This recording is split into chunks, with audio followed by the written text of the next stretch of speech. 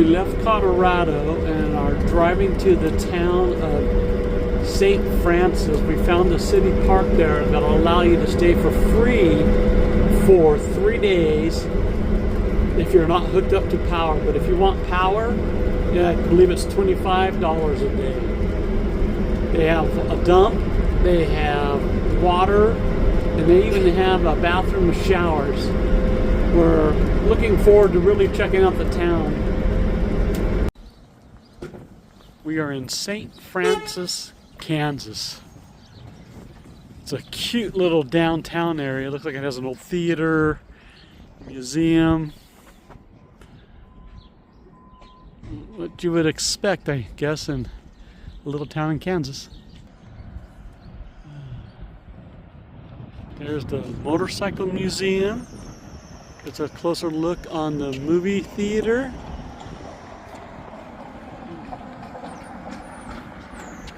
This is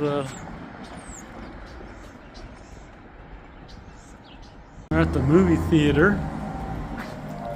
Look at this old ticket box. Really cool. $7 for adults, $4 for 12 and under. This place is really cool. Walking downtown, we found this. There's a art gallery. It's really cool looking stained glass. This building here, right behind me, had a sign on it that said it was built in 1912. Wow.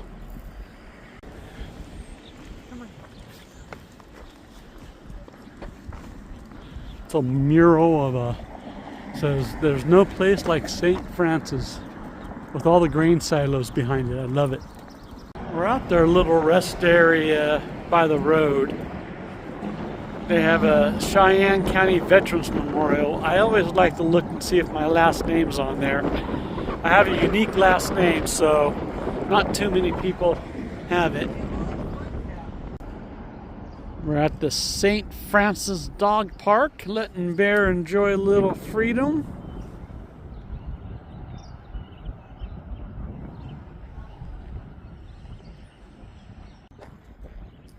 I love when we get into these towns and you see things like this.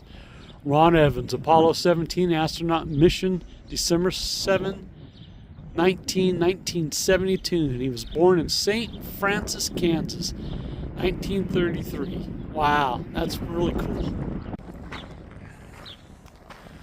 So here's the entrance to the St. Francis City Park for camping. It's actually a pretty cool little park. There's water hookups all over the place that actually work. Half the places we go, you open up the faucet and nothing comes on, everything's turned off. There's a dump station right here. There's the bathrooms. The shade structures. Over there is the tornado shelter, which is quite scary for someone who's never been in tornado country before.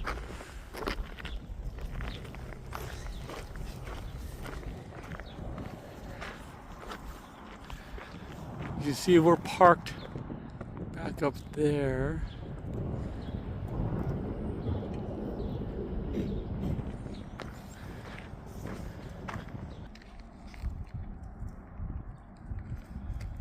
I've walked up the road a little bit and give you a better view of the camping area.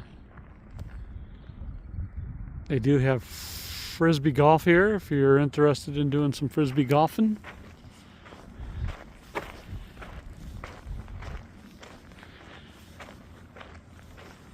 For the most part, the spots are flat enough anyway. Inside the bathrooms they have showers, which is really cool. One thing I noticed about the trash cans, they all have this mechanism on them. I think it's not to steal them, it's to keep them steady in the wind, because the wind seems like it's always blowing here. Plenty of spots for RVs, tents, vans, whatever way you camp. It's a neat little town.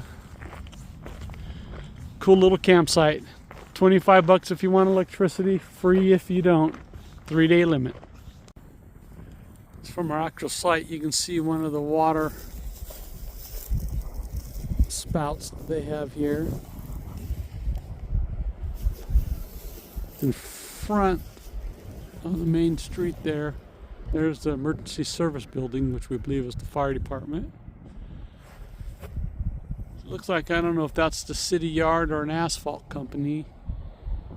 We got asphalt and an oil machine there, oil truck. Even with that right next door, it's pretty quiet here. So here's one of the things most full-time RVers don't show on YouTube. Doing laundry, one of the chores that we have to do. Finding a laundromat can be challenging sometimes. Well, Kim does the laundry. Usually Bear and I go for a walk. So we're gonna go out and we're gonna check out the town of St. Francis, Kansas. It's a nice day. It's about 75. It's windy. Let's go. Bear and I are going to walk this neighborhood. This first house I'm looking at reminds me of my grandma's neighborhood. She lived in Washington. I mean, what's that brick house from? The 70s maybe? I don't know. It's a cute looking neighborhood. We're going to go explore it. As Bear and I have been walking around the neighborhood, we noticed on the corner right here, in the middle of the neighborhood, is a church. There was one house for sale that I looked up on Zillow. It was $200,000, which seems to me pretty reasonable. The unfortunate thing is it did not tell me the year it was built. I was really hoping to find out what year these houses were built. There are a lot of cute houses. They have front porches. It looks like a quiet, nice neighborhood. Yesterday, while we were doing laundry, we met the owner, Bob. Bob was a wealth of information. It was very pleasant talking to him. He was a local that lives in St. Francis in 68. He gave us some information where to find some white buffalo. So now we are on the search for the white buffalo. We're on a dirt road out in the middle of nowhere in Kansas, looking for the white buffalo. This is what I expected Kansas to look like. Just a whole bunch of farmers' fields and flat. Grain silos, farms here and there. I think it's really cool.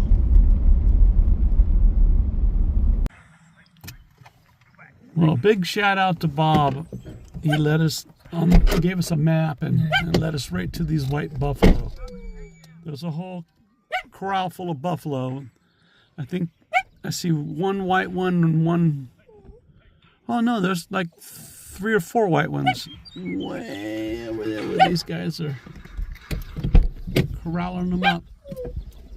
The bear wants to get out and walk. Very cool. Well, the craziest thing just happened. We're standing out here walking Bear, and Bear's eating some grass right now, and a bird landed on my hat. Pretty wild. Kim's trying to get a picture of the bird so we can show it in a still shot at the end of the video.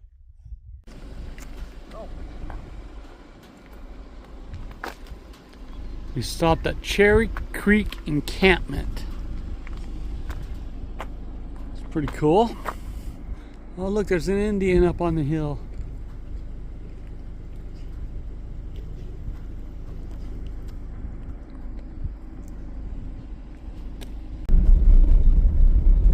We're on Road 17. We are looking for Horsethief Cave. Oh, that might be it right here. Wouldn't that be funny? Oh, it is. It says Horsethief Cave at this mailbox. And then there's a sign up there. We drove right by this, saw the mailbox, didn't realize this was the cave right here. So now we got to find a place safely to park, and we'll hike up there. We're walking up this little trail right by the mailbox. On the one side it says Horsethief Cave. On the other side, when we came in, it doesn't show anything, and we were wondering why this mailbox was here. So, supposedly only the entrance of the cave is left. It hasn't been used since the 1800s. I don't know if that's it. But it used to be a two-chamber cave. Horse thieves would hide horses in the second back area, and then they would be in the front. Okay, it says Horsethief Cave, 1879 to 88.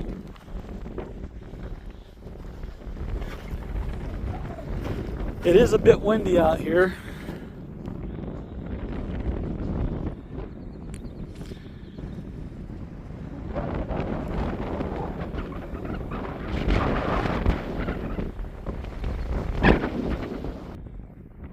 I walked up the trail a little bit. I didn't see anything, so I guess that might have been it.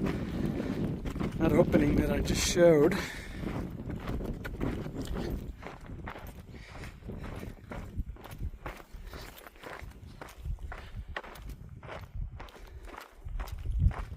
I'm guessing that was it. I'm sure it looked different back in the day. I don't know how they would get a horse in there.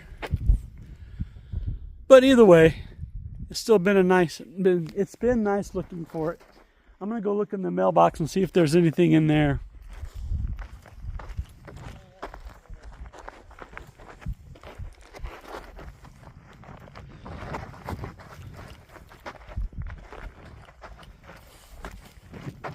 I can get to the mailbox. Oh, there's a sign-in book. We'll have to sign it. All right, I've signed our name to the book. We're going to head back to the Jeep. And this is all on a tour. There's a map that you can get in town. There at their little rest area, they have a whole bunch of maps and things. Now, we wouldn't even known about this at all, though, if it wasn't for Bob that we met at the laundromat. But if you come out here and want to look at these things, there's a whole bunch of other things on the map. Go to the rest area kiosk and start looking through them, and you'll find this area. Now we're back on the road. I think this is a pretty cool little area here.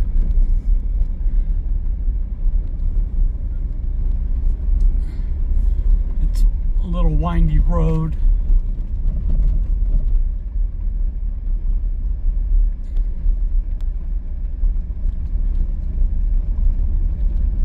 The road overall is pretty well maintained.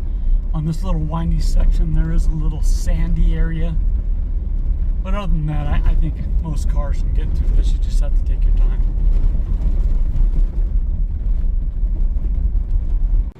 After staying in St. Francis, Kansas, we've now earned our Kansas sticker, which is right here. And these are all the states that we've traveled to in our RV.